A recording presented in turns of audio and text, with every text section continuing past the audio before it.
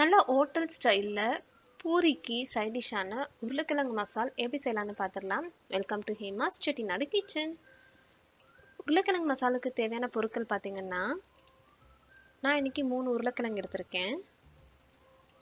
அதே போல் 3 வெங்காயமும் எடுத்திருக்கேங்க.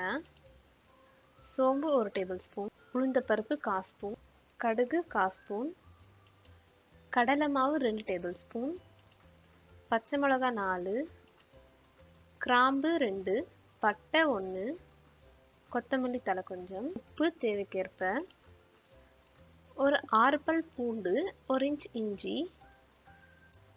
இப்போ வெங்காயத்தை நல்லா நறுக்கி வச்சுருக்கேன். அதே போல் பச்சை மிளகாய் நறுக்கியிருக்கேங்க. இஞ்சி பூண்டு வந்து தட்டி வச்சுருக்கேங்க. அப்போ தான் இஞ்சி பூண்டு பேஸ்ட்டு போட்டோம் அப்படின்னா அந்த ஃப்ளேவர் ஃபுல்லாகவே கிடைக்காது இந்த உருளைக்கிழங்கு மசாலா. அதனால 1க்கு 2 தட்டி வச்சு போட்டோம் அப்படின்னா சூப்பராக இருக்குங்க.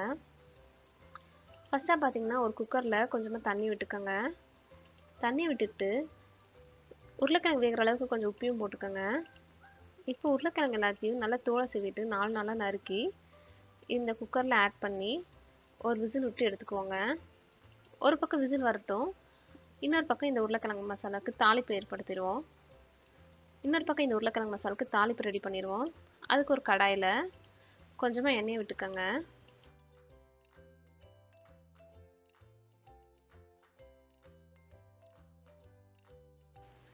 எண்ணெய் நல்லா காயட்டும்.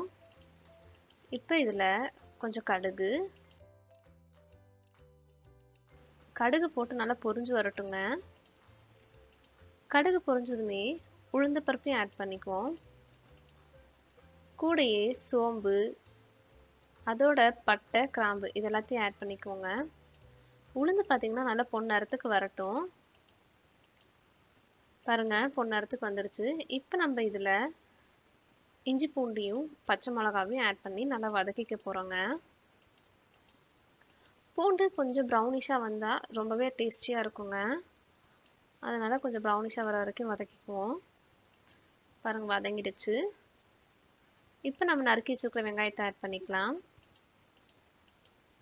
வெங்காயம் நல்லா வதங்கி வரட்டுங்க.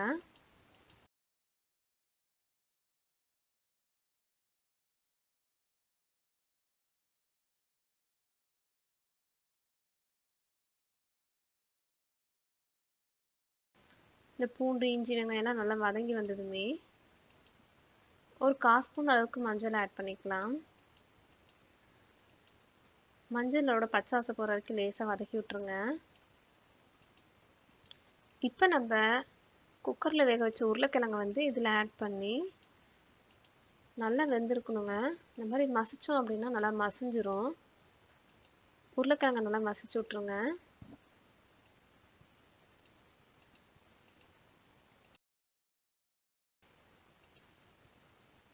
மசிச்சிட்ட பிறகு இப்போ இந்த மசாலாவுக்கு தேவையான உப்பையும் ஆட் பண்ணி நல்லா கலந்து விட்டுருங்க. ஹோட்டலில் வந்து எப்போவுமே உருளைக்கிழங்கு மசாலா வந்து நல்லா க்ரீமியாகவும் இருக்குது, கெட்டியாகவும் இருக்குது. ஆனால் அவங்களுக்கு இவ்வளோ உருளைக்கிழங்கு போட்டால் எப்படி கட்டுப்படி ஆகும்னு நிறைய வாட்டி யோசிச்சிருக்கேங்க. அதில் தாங்க ஒரு ட்ரிக்கே இருக்குது. என்னென்னு பார்த்தீங்கன்னா, கடலை மாவு 2 டேபிள் ஸ்பூன் எடுத்துக்கிட்டு கட்டி இல்லாமல் தண்ணி விட்டு நல்லா கரைச்சிக்கோங்க. இப்போ இந்த கடலை மாவை நம்ம இந்த உருளைக்கிழங்கு மசாலில் ஊற்றிடுவோம். மீடியம் ஃப்ளேமில் வச்சு ஊற்றுங்க. இல்லை அப்படின்னா சீக்கிரமாகவே நம்மளுக்கு திக்னஸ் ஆயிரும். டக்குன்னு அடியும் பிடிச்சிருங்க.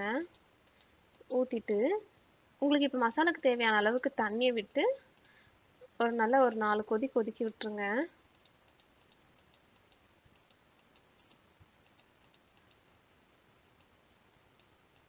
பாருங்கள், உருளைக்கிழங்கு மசாலா நல்லா கொதிச்சு ரெடி ஆயிடுச்சு. கொத்தமல்லியை தூவி இறக்கணும் அப்படின்னா சூப்பராக ரெடிங்க. இந்த ரெசிபி பூரிக்கு அட்டகாசமாக இருக்குங்க. ஹேமாஸ் செட்டிநாடு கிச்சனோட வாட்ஸ்அப் சேனல் லிங்க் கீழே டிஸ்கிரிப்ஷனில் கொடுத்துருக்கேன். மறக்காமல் ஃபாலோ பண்ணிக்கோங்க.